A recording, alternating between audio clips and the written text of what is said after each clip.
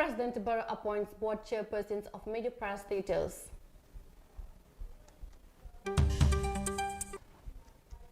New Nigerian High Commissioner presents credentials to President Adama Barrow. Vaccination campaign on course despite shortage, Zimbabwean government assures. This and more coming on the World Today newscast.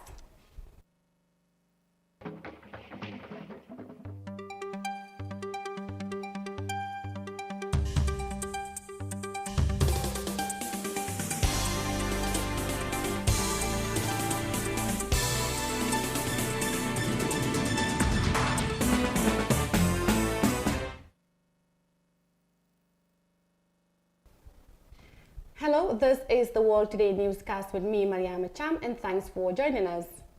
Now, the Gambian leader, President Adama Barrow, has appointed Oremi Joyner as chairperson of the board of the Social Security and Housing Finance Corporation. He is expected to stabilize the social security from economic and political controversies that recently gripped governance of the corporation.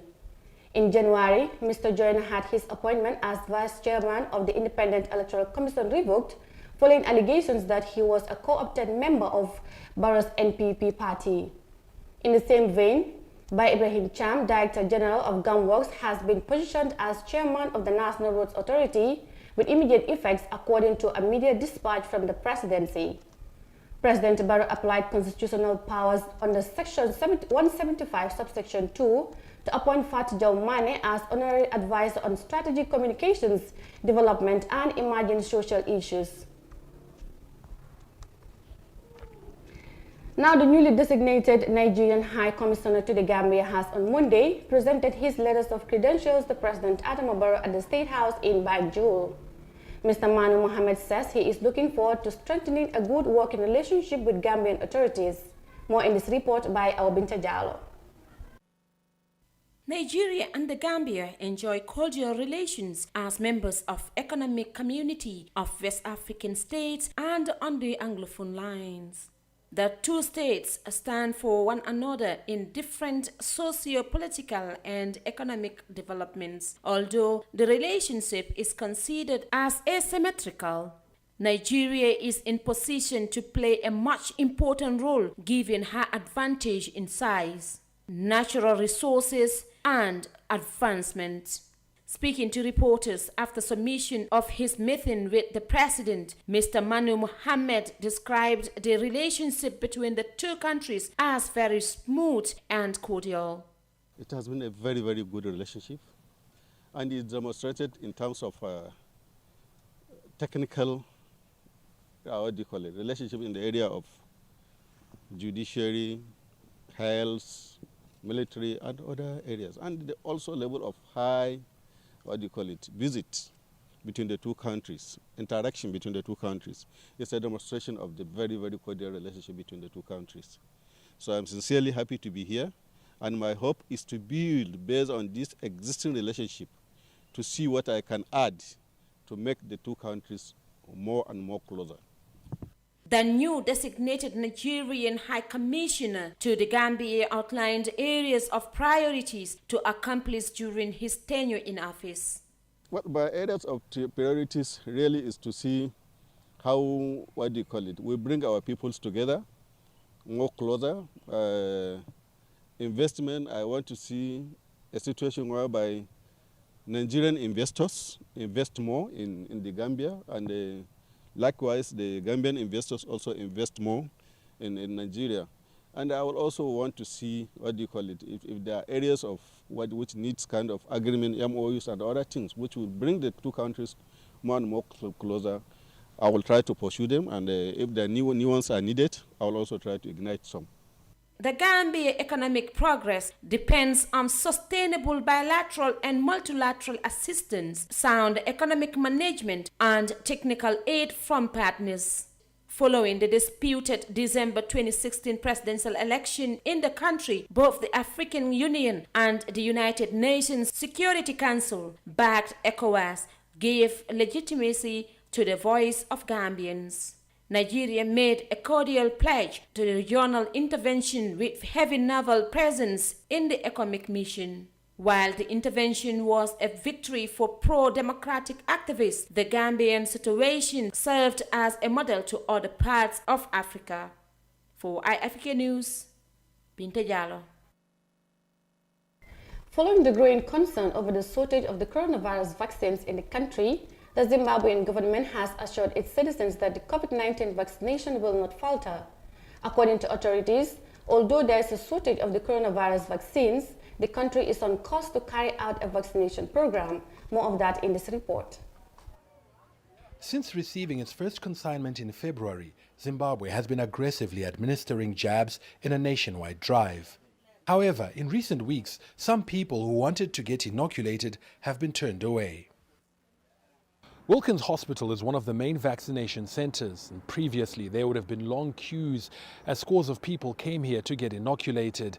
In recent times, though, activity has ground to a virtual halt, although authorities insist it's not because the vaccines have run out. We want to give priority to the second dose, to make sure that those who got the first dose get their second dose. The first dose, yes, as we are saying, supplies are dwindling, but we are expecting a bigger consignment in a very short time. As you know, there is a shortage of vaccines internationally. There is a lot of competitions going on. So right now we're just going through our procurement processes, and we are expecting in a week or a few days. Over 1 million people have received their first dose of COVID-19 vaccines. The country plans to inoculate about 10 million people, and the finance minister had previously said the government would procure 1 million doses per month. Despite the current supply lag, officials insist the country is on course to fulfill its plans. Let me allay fears of some in our nation who might think that the COVID-19 vaccination program is about to falter. It is not, and it will not. Government continues to place a high premium on preserving life. It continues to use its resources and the international goodwill it commands to access regular adequate vaccines which enable us to maintain the vaccination tempo and thus save our people. The government reiterated that the vaccines will be administered free and would continue to be rolled out on a voluntary basis. The civil society organization on elections has on Wednesday updated the media about their observation on the ongoing voter registration in the country. A team of 53 observers have been deployed in all 7 administrative regions to observe the general exercise so as to make recommendations. This reports. Voter registration is one of the key elements of elections as it gives citizens the mandate to choose the rightful candidate through their votes. Following the start of the registration across the country, civil society organizations stationed its members in various regions. Their job is to observe the process and manner in which voter registration is being carried out across the country. Lamin Jahate, steering committee member of the organization who represented the chair of the organization, gave a summary on the observations made during the first week of the registration. The general registration exercise is taking place in a generally peaceful and calm environment, with no incidents of violence and restriction of political agents at the registration centers. The majority of registration centers visited open on time, except for the first day, where most centers open about half an hour late due to delay in setting up the registration centers. The voter registration exercise was also delayed in the first 2 days by technical issues, notably the difficulty in printing voters' cards. In most registration centers, other equipment such as generators were temporarily faulty. As party agents are present in most of the registration centers, the coalition observed that these party representatives are not fully oriented and are poorly equipped for the exercise. However, the civil society coalition has made some recommendations to the different stakeholders, including the IEC, in promoting free and fair elections. The IEC should be proactive in addressing the issues that are emerging in the general voter registration exercise promptly. This includes providing information to clarify most of the information in the public sphere. The issue of attestation being given by the mayor of Banjul has proven to be contentious. In order to manage the situation, it is necessary that the IEC issues a public statement to clarify its decision in giving such authority to the mayor of Banjul. Famare Jawane, Executive Director of Baikanyakafu, urged non-Gambians to stay away from the upcoming election. If anyone knows that you are not a citizen of the Gambia and you are not qualified to acquire the voter's card, please stay away from it. This is very important, and this is the position of the coalition. Because at the end of the day, it's going to create problem in this country in the future. If you know you are not a Gambian and you are not qualified to acquire this voter's card, please stay away from it. This report is meant for stakeholders to utilize the recommendations, including the IEC, political parties to adjust themselves accordingly. Of recent, Gambians have raised concern over the alleged issuing of voters' cards to minors. This has made the public to cast doubt over the work of IEC in conducting proper election.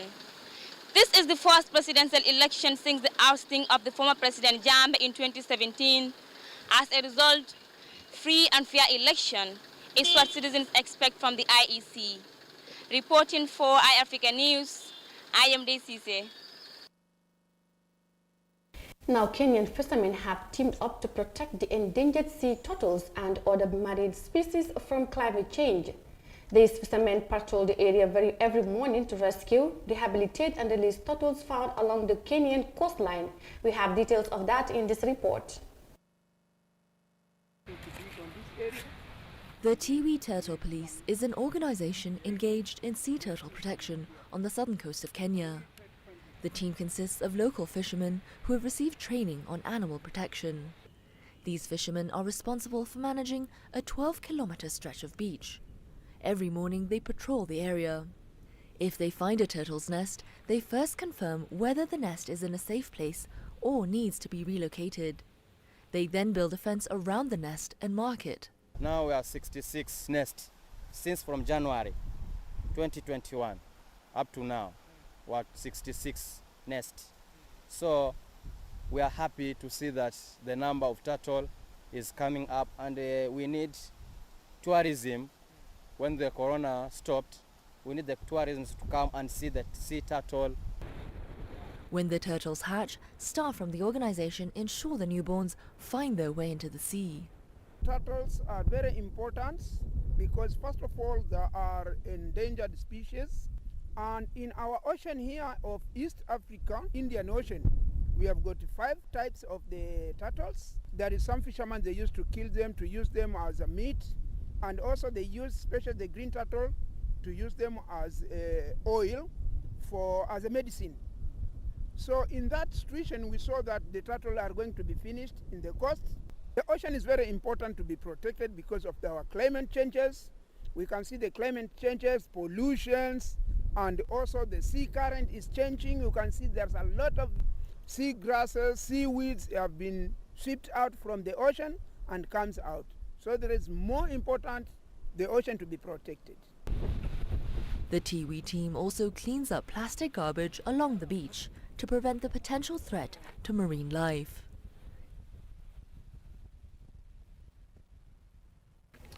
Now, Kenyan fishermen, they're protecting the endangered sea turtles and other marine species. Will take us to a quick break and we'll be right back with the rest of the news on the world today. Stay tuned.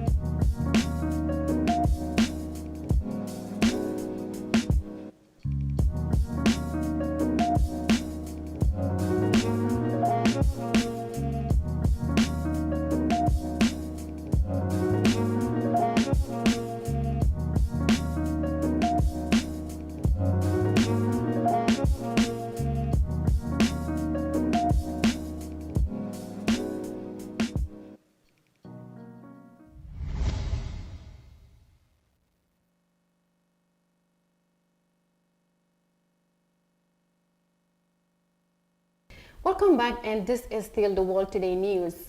As elections are just a few months away, all stakeholders, including civil society organizations, are making preparations ahead of the crucial election. Tango, the umbrella body of civil society organizations, is preparing its members as they work towards ensuring free, fair, and peaceful elections. The December 4th election will be the first presidential contest since the ousting of the long-term ruler Yahya Jammeh. Details in this report. Election is yet to come, but many complaints have been raised by Gambians on the voter registration processes.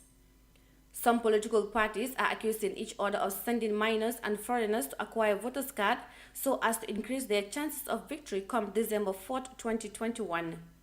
As the election body prepares Gambians for the election, Tango is also equipping its members as human rights observers in ensuring a transparent and peaceful election in December. John Charles Njai, chairman of Tango, says they are planning ahead in order to sensitize the people on the election processes by meeting with different election stakeholders.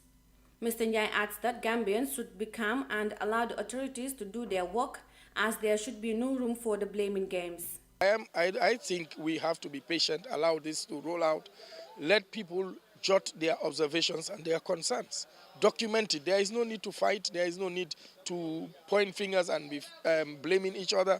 Let's be peaceful. Let's be civil as a people. And that is what we need, because there is a process, and we as CSOs, we are observing what is happening. We are also documenting, and at the right time, we will also take the rightful course that we should take. Mr. Njai says it is premature to predict the upcoming elections as a rigged one, noting that Gambians should trust the IEC and report any form of malpractices in the voter registration process. We are yet to get into elections. If people have concerns, they should raise their concerns.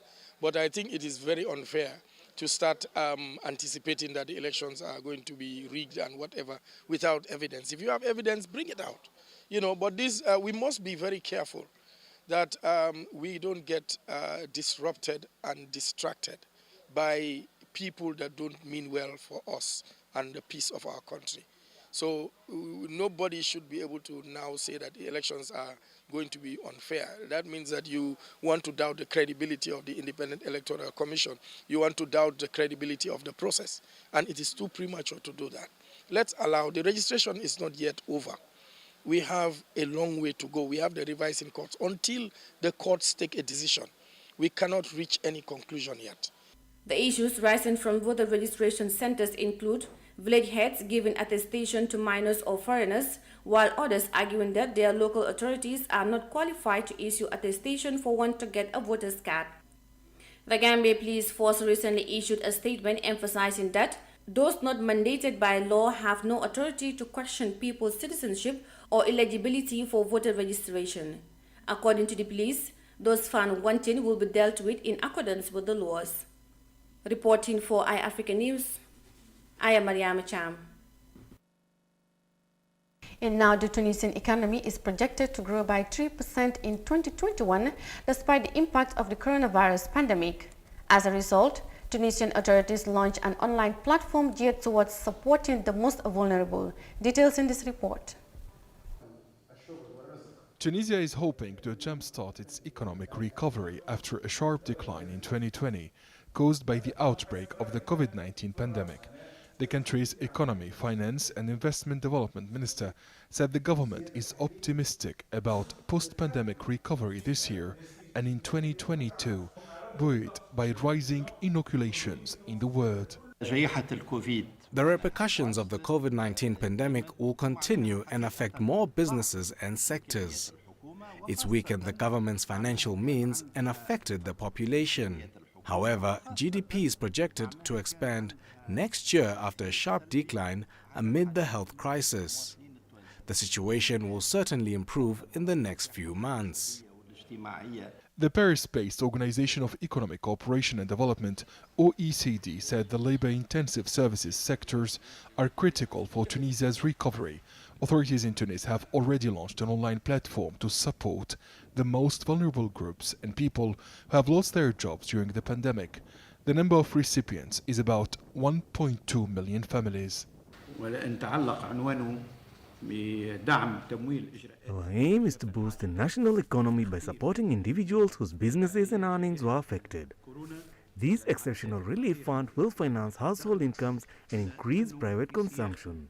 This initiative is in line with the state's economic relief program during and after the pandemic. The OECD report stressed that the tourism sector is one of the most affected sectors by the health crisis. The North African nation's tourism revenues plunged 55% during the first 4 months of 2021 compared to the same period in 2020. Experts say the national vaccination drive will revive this vital industry and create new jobs. Tourism is completely devastated due to travel restrictions, lockdowns and layoffs.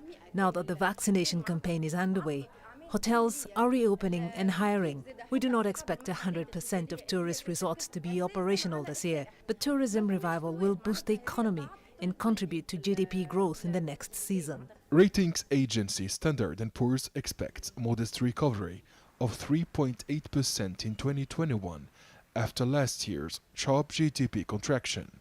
The fund has, however, warned that Tunisia's debt to GDP is forecast to grow to 91.2% this year from 87.6% in 2020. According to the National Institute of Statistics, Tunisia's weak economy has been hit hard by the pandemic, with GDP contracting 8.8% last year. Authorities aim to improve the investment climate and boost exports while bringing the health crisis under control. In Tunisia's economy there being projected to rise by 3% this year brings us to the end of the World Today newscast. I am Mariama Cham. Thanks for your company and bye for now.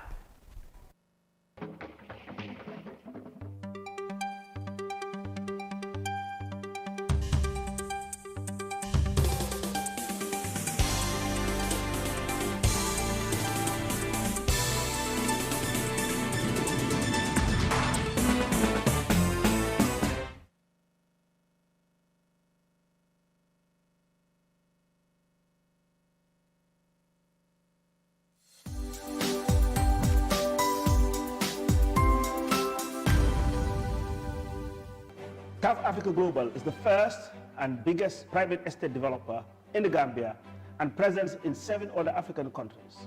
We take pride in leading innovation in all spheres of real estate sector in the Gambia and beyond. As such, we are launching the development of the first smart and modern office and retail towers in the Gambia called Taft Twins.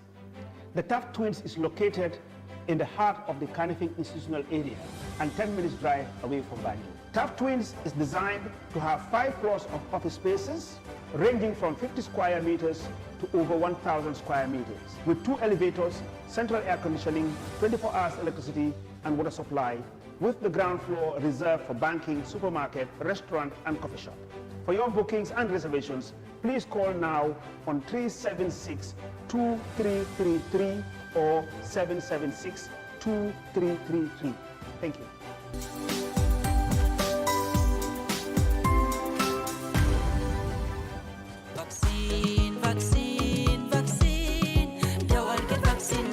Millions of people around the world don't get this vaccine here. Coronavirus not something we do. It not sabi race, it not sabi gender, it not sabi tribe. It don't kill thousands of Africans around the world because it not been get cure. But the good news now, it don't get vaccine. Coronavirus not all man in business. So tell you people the way you like. On a member say, we all not safe till we all unsafe.